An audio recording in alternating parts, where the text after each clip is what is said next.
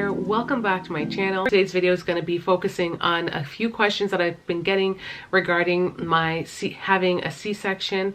If you guys are new to my channel, my name is Sarah. I am the mom of 5 and 4 girls, 1 boy, and I recently just had my 5th C-section. Before jumping into today's video, I just want to say go ahead and hit the subscribe button if you are new, as well as like today's video, and I'd love to hear from you guys after the end of the video, so leave a comment on anything that I touch base on.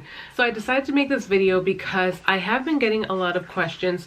There have been some frequently asked questions surrounding my C-section, and so I kind of want to do a quick little Q&A in regards to yeah, having a C-section.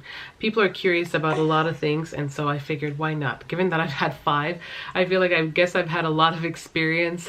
So there's so many questions. I obviously cannot cover them all, but I'm going to focus on some of the ones that I think are really, like, you know, not just important, but the ones that I think people are really curious about, and just, you know, questions that I also think having the answer to can just put your mind at ease. So one of the first questions is, who has to have a C-section, or why did you have to have a C-section?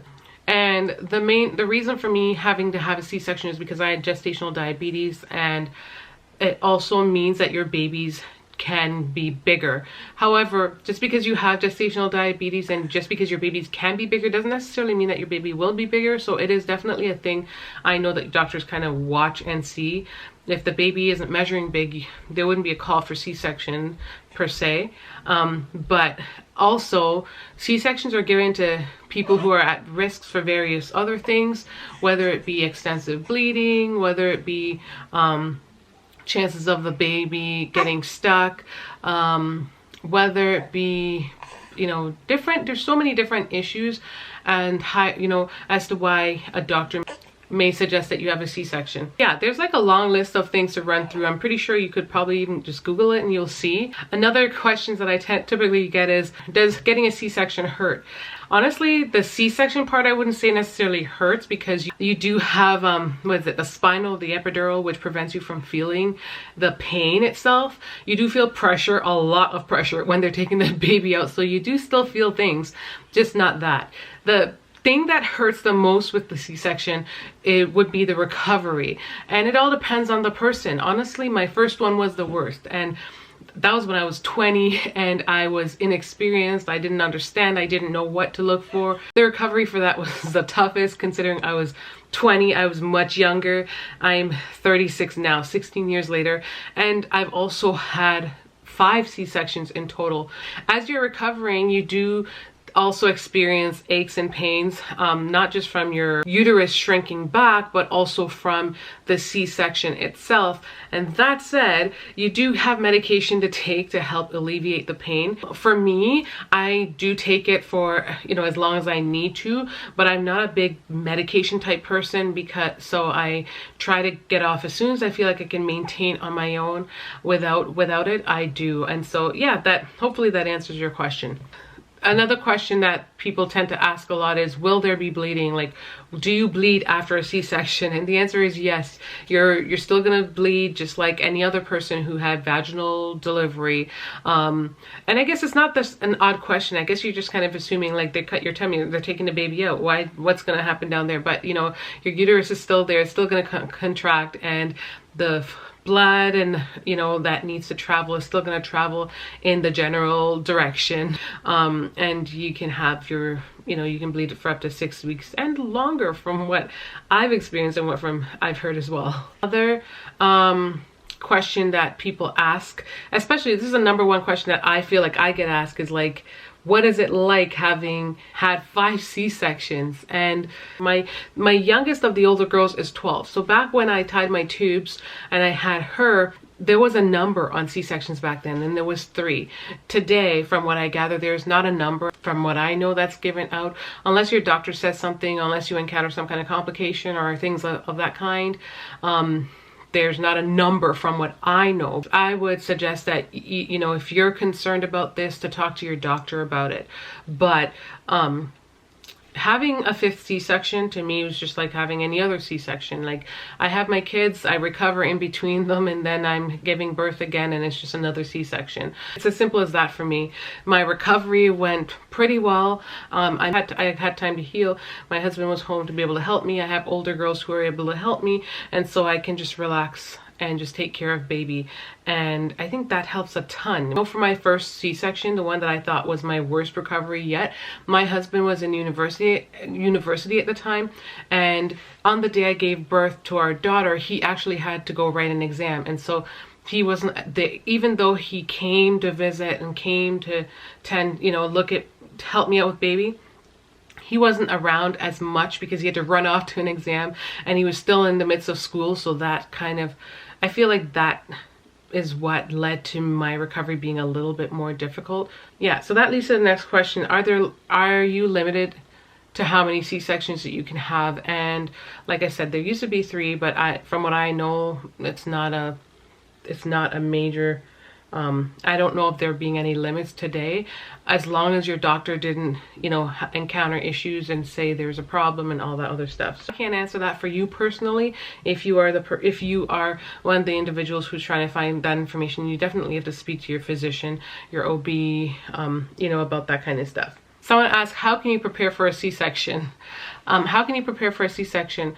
Honestly, I don't know how you can really prepare for a C-section. You know what? Actually, yes, I do. Correction. One way in which you can prepare for a C-section is to get a lot of rest.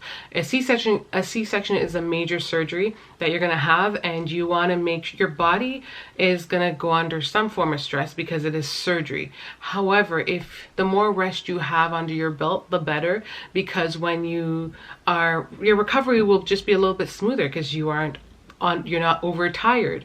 It's one of the worst when you have surgery and you're overtired. Your body's already kind of weakened or compromised in a sense, and then your body's expecting to do so much in the opposite direction to heal itself. So if I could suggest one thing to you, definitely get proper rest for yourself for when you're about to have a C-section, and it will also be beneficial for you to be able to take care of your baby effectively because you won't be overtired.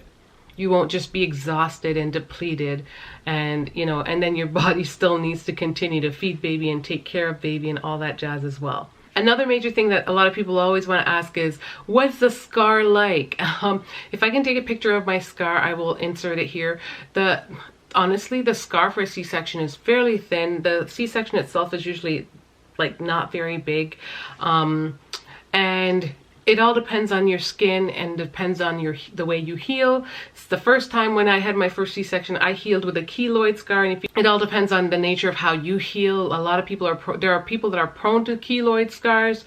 So if you're not, then I don't know, I wouldn't worry about it. Not that you can avoid it either way. And honestly, the scar just kind of looks like a line. For me, that keloid scar, when I first had it, the first pregnancy, it just kind of stayed after I had my C-section. It stayed, and it wasn't until I had my second C-section they removed the keloid, and then my scarring from then on was always smooth. Like, it's just a thin line, and it's not even that visible because over time it heals and it really fades. So it's honestly not a big deal at all.